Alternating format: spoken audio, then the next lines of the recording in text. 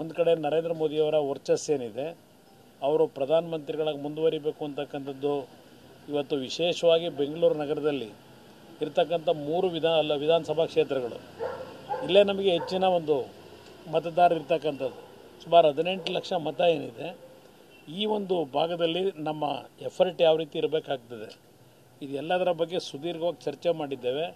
ಒಟ್ಟಾರೆ ಈ ಕ್ಷೇತ್ರದಲ್ಲಿ ನಮ್ಮ ಅಭ್ಯರ್ಥಿ ಮಂಜುನಾಥ್ ಏನಿದ್ದಾರೆ ಅವರನ್ನು ಜನತೆಯ ಒಂದು ವಿಶ್ವಾಸದೊಂದಿಗೆ ಆಶೀರ್ವಾದ ಪಡೆಯತಕ್ಕಂಥ ನಿಟ್ಟಿನಲ್ಲಿ ಮುಂದಿನ 28 ದಿನ ನಮ್ಮ ಕೆಲಸ ಯಾವ ರೀತಿ ಇರಬೇಕು ಮತ್ತು 4ನೇ ತಾರೀಕಿನಂದು ನಾಮಪತ್ರವನ್ನೇನು ಸಲ್ಲಿಸ್ತಾ ಇದ್ದಾರೆ, ನಾಮಪತ್ರವನ್ನು ಸಲ್ಲಿಸ್ತಕ್ಕಂಥ ಒಂದು ಸನ್ನಿವೇಶದಲ್ಲಿ ಸನ್ಮಾನ್ಯ ಯಡಿಯೂರಪ್ಪನವರು ಅವತ್ತು ನಾಮಪತ್ರ ಸಲ್ಲಿಕೆಗೆ ಅವರು ಸಹ ಭಾಗವಹಿಸ್ತಾ ಇದ್ದಾರೆ.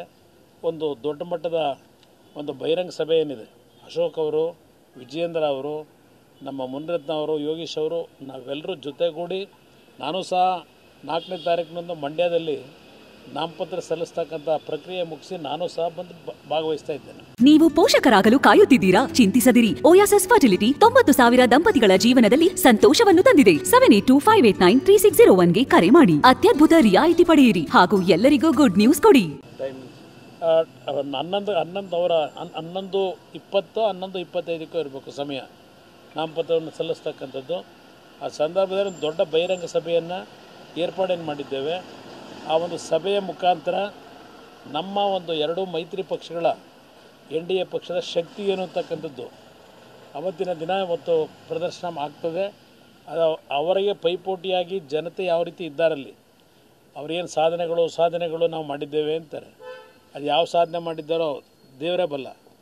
ಅದರಿಂದ ಜನತೆಗೆ ಮಾಹಿತಿಗಳನ್ನು ಯಾವ ರೀತಿ ಕೊಡಬೇಕು, ನಾವು ಆ ಮಾಹಿತಿಯನ್ನು ಕೊಡ್ತಕ್ಕಂಥ ಒಂದು ನಿರ್ಧಾರ ಮಾಡಿದ್ದೇವೆ. ಒಂದು ಕಡೆ ನರೇಂದ್ರ ಮೋದಿಯವರ ವರ್ಚಸ್ಸೇನಿದೆ, ಅವರು ಪ್ರಧಾನಮಂತ್ರಿಗಳಾಗಿ ಮುಂದುವರಿಬೇಕು ಅಂತಕ್ಕಂಥದ್ದು ಇವತ್ತು ವಿಶೇಷವಾಗಿ ಬೆಂಗಳೂರು ನಗರದಲ್ಲಿ ಇರ್ತಕ್ಕಂಥ 3 ವಿಧಾನಸಭಾ ಕ್ಷೇತ್ರಗಳು ಇಲ್ಲೇ ನಮಗೆ ಹೆಚ್ಚಿನ ಒಂದು ಮತದಾರರು ಇರ್ತಕ್ಕಂಥದ್ದು.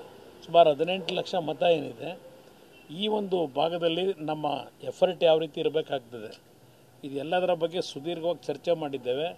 ಒಟ್ಟಾರೆ ಈ ಕ್ಷೇತ್ರದಲ್ಲಿ ನಮ್ಮ ಅಭ್ಯರ್ಥಿ ಮಂಜುನಾಥ್ ಏನಿದ್ದಾರೆ ಅವರನ್ನು ಜನತೆಯ ಒಂದು ವಿಶ್ವಾಸದೊಂದಿಗೆ ಆಶೀರ್ವಾದ ಪಡೆಯತಕ್ಕಂಥ ನಿಟ್ಟಿನಲ್ಲಿ ಮುಂದಿನ 28 ದಿನ ನಮ್ಮ ಕೆಲಸ ಯಾವ ರೀತಿ ಇರಬೇಕು ಮತ್ತು 4ನೇ ತಾರೀಕಿನಂದು ನಾಮಪತ್ರವನ್ನೇನು ಸಲ್ಲಿಸ್ತಾ ಇದ್ದಾರೆ, ನಾಮಪತ್ರವನ್ನು ಸಲ್ಲಿಸ್ತಕ್ಕಂಥ ಒಂದು ಸನ್ನಿವೇಶದಲ್ಲಿ ಸನ್ಮಾನ್ಯ ಯಡಿಯೂರಪ್ಪನವರು ಅವತ್ತು ನಾಮಪತ್ರ ಸಲ್ಲಿಕೆಗೆ ಅವರು ಸಹ ಭಾಗವಹಿಸ್ತಾ ಇದ್ದಾರೆ.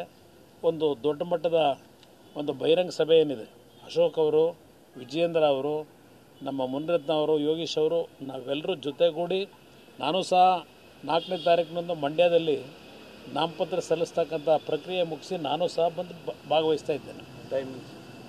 11:25 ಇರಬೇಕು ಸಮಯ ನಾಮಪತ್ರವನ್ನು ಸಲ್ಲಿಸ್ತಕ್ಕಂಥದ್ದು.